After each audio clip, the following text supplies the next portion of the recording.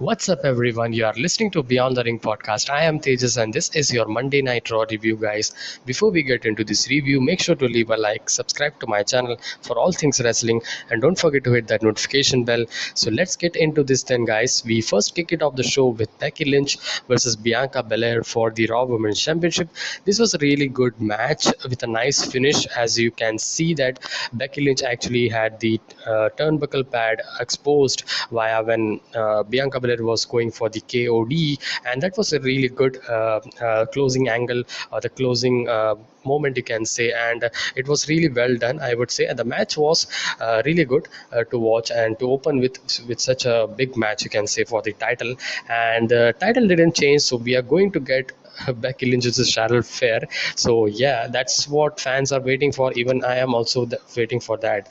And yeah, next we get to Rey Mysterio versus Austin Theory.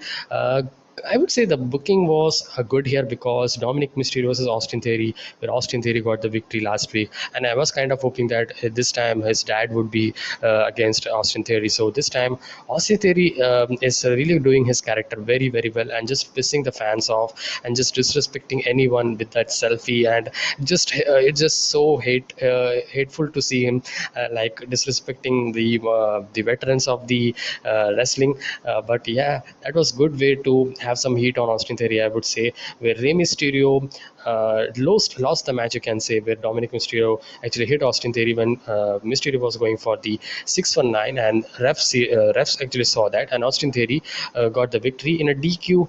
They could have done this and have a clean finish, but then they want to have we want to save him because last week he was in the main event, so maybe that's why. But good match, I would say. Good work from both of them, and Austin Theory is really improving, and he's very good in the ring, I would say. And he's a star, and that's why they are pushing. I know that. And next we had Seth Rollins made his entrance, who is the number one contender for the WWE Championship. He actually spoke about his win and his and the ladder match, and he also speak about the guarantee contract and all, and it was a pretty basic promo. And then BigE came up, and BigE Rollins kind of started to mock his friends Kofi Kingston, King Woods, and Kofi Mania, that was just there, and that was just bad. And Biggie said that he's going to take him if he says anything bad about that. And then we got uh, uh, Kevinowens come up out of nowhere. Kevinowens says that he had the performance of the lifetime because he has been praised by in the Twitter for a week now for the match, and that was great, man. He did a lot of great performance, I would say. And Kevin Owens says he wants to have a match with Big E because that's the first time. Is that the first time? I don't know. But that match was going to be confirmed. The segment was pretty good, you can say, but just set up this match that didn't really do well, I would say. But as much as the star power it was in this ring, I would say I will give a good segment, I would say. Yeah, and a strong segment. And then we get to women's tag team champions Rhea Ripley and Nikki Ash versus Zelina Vega and Carmella. They actually challenged, had a segment before, so they kind of made this match in the backstage, you can say. And the match was pretty decent, you can say. Yeah, okay match. Nothing to say much about. Zelina Vega and Carmella actually beat women's tag team champions, so I guess Zelina Vega and Carmella may be becoming the new women's tag team champions. And I just want to finish this off, Rhea Ripley and Nikki Ash team, because these two are the main event for the women's division, man. Especially Rhea Ripley. I mean, she should be breaking out, and she should be that baby face that she's running actually. She's actually doing right now. So next we get to Finn Balor making his entrance, and because Chad Gable and Finn Balor had the match, and Chad Gable was also having some segment with Biggie where he was kind of saying that he has the knowledge, so he wants to have the tutelage on him, just like he took Otis to his wings. So Biggie says, I don't want that. And Gable says that, look what I'm going to do with Finn Balor. Finn Balor versus Chad Gable. A good match, a pretty fine match, I would say. The work was really great. Chad Gable is really a good wrestler, man. He's a really good amateur wrestler, and it was really fun to watch, I would say. And yeah, it was pretty watchable, you can say. It was short, but Finn Balor defeated Chad Gable obviously, I mean, Chad Gable wouldn't be getting the victory on like a push superstar like Finn Balor, you can say. Next, we get to Street Profits versus Dirty Dogs, Robert Roode, Dolph Ziggler. Another good tag team match. This wasn't any number one contender, but this was a good match. Yeah, good match, heel face dynamics. That was the story of this match, and it was fun to watch. Fun TV match, you can say. It got time as well. Robert Roode, Dirty Dogs got the victory here. I think so. Dirty Dogs was the RK Bro, maybe in day one pay per view in January, because Survivor Series, the brand versus brand thing. So yeah, and we are just 3 weeks away, I think, to Survivor Series, and we aren't actually having any build or something for that. Let's see from next week. We may get anything or something. And next we get to Kevin Patrick segment with Damian Priest, and Damian Priest was going for the non-title no DQ match. Last week he had with T-Bar. T-Bar is none other than Dominic Dijakovic. He should go with this name, man. That retribution is over. Mace is also gone from Raw. He's on SmackDown. But man, this was a great match. I really enjoyed this match.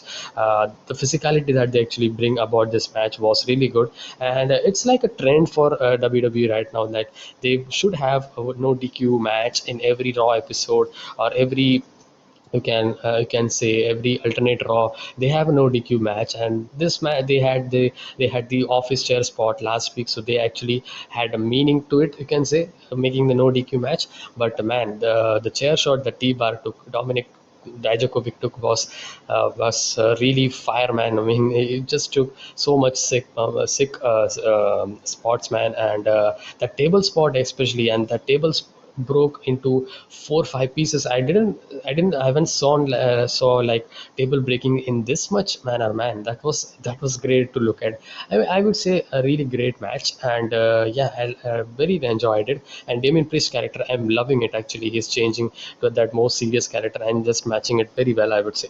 Next we had John Morrison having a meditation, something he's been doing. And then we had Becky Lynch promo of for her Raw Women's title retaining, and Liv Morgan come up. So maybe she is the next challenger, or maybe she winning the Royal Rumble as well and challenging her for the championship in WrestleMania. I would be up for it. I mean, another underdog story, just like Bianca Belair came in, and she's just on the top right now. And yeah, and great run that she's got. But yeah, Liv Morgan deserves that. Liv Morgan has been the favorite for the Queen of the Ring, but she didn't won it, and she haven't got the championship opportunity. So this would be the first championship, and this would be great rivalry, and have a lot great dynamics between the chemistry would be great, I would say. Next we get to main event, BigE versus Kevinowens non-title match. As we see as a main event, this is not a title match, but they could have made this as a title match, but maybe they don't want to have Kevin Owens lose. That's why maybe in the future they want to have Kevin Owens have a pay-per-view match or something. But yeah, but this was a non-title match. Good match, I would say. Good main event, and yeah, it was fun to watch too. It was more fun to watch too than like a very good match or something. Yeah, it was a burst kind of main event, you can say. High spots and all, Santon and all. You can expect from the WWE's main event. Thought about like that, and it was 12 minutes long, so it was nice, I would say. It was a good match, good good finish as well, where actually Biggie actually Seth Rollins actually had the strike on to BigE when he was on the middle rope, and then Kevin Owens was thinking that he should pin or something, and then finally he decides to pin, but Kevin Owens actually was rolled up into the crucifix by BigE, and he got the victory. I mean, that's not the way BigE should have got the victory. He should have got the victory in a clean way, especially this is a non-title match. That ending had a bit of a, I would say, meh kind of ending, but other than that, the match was a good main event, I would say. And post that, we saw BigE actually confronting Kevin Owens, and he's saying that Kevin Owens didn't do it, and Seth Rollins was the one who actually hit him, and BigE was right. Kevin Owens was going for the pin, but this is not a kind of a baby face or heel, you can say, because when you have a guy actually was hit by someone and you take the opportunity, man, you may be the next challenger for the WWE Championship.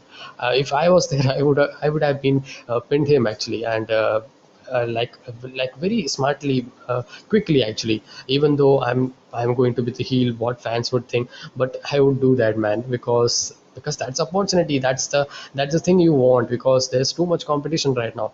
But BigE actually didn't understand Kevin Owens, and he actually hit the big ending on Kevin Owens after so much of pleading by Kevin Owens. So this is not the BigE heel turn. I was thinking like that straight out of the point, that is they touting the thinking like a Biggie should turn heel or Biggie turning heel, teasing. But I don't think so. They just want to have they just thrown away the bone, because Kevin Owens is going to take that bone actually, of a heel bone, I am saying, because he's going to turn heel, I guess. Kevin Owens may cost Biggie the championship and handing over to the Seth Rollins. Maybe Seth Rollins, Kevin Owens story continuing, or Biggie's story continuing into WrestleMania. I mean, that would be great as well. I don't have any problem, because there's no these are future star, these are main event stars. So that could be a great match for a pay-per-view, if any elimination chamber or something. But I see Kevin Owens getting pushed, man. I was really surprised to see him actually carried on to the WWE title still picture. I thought that that was just it for after that ladder match, but I'm very glad he's and maybe, man, if he wins the Royal Rumble, I do want him winning the Royal Rumble, because such hardworking superstar he was in several years, and he haven't get any opportunity of winning a Royal Rumble, and just yeah. So I and a correct title reign, for correct main title, WWE title or Universal Championship reign as well. So yeah, I'm hoping for that, Kevin Owens, in the future. But really good segment, kind of intriguing, you can say, what will happen next. So they ended the show well, pretty decent show, you can say, overall. It was nice. It was a nice show, and they have weren't any very bad stuff. So it was pretty watchable, pretty decent show. Yeah. That's it, guys. I hope you enjoy my review, and have your opinions on this week's Raw in the comment section below. And I will see you guys with my next one. Until then, be safe, stay energetic, and peace.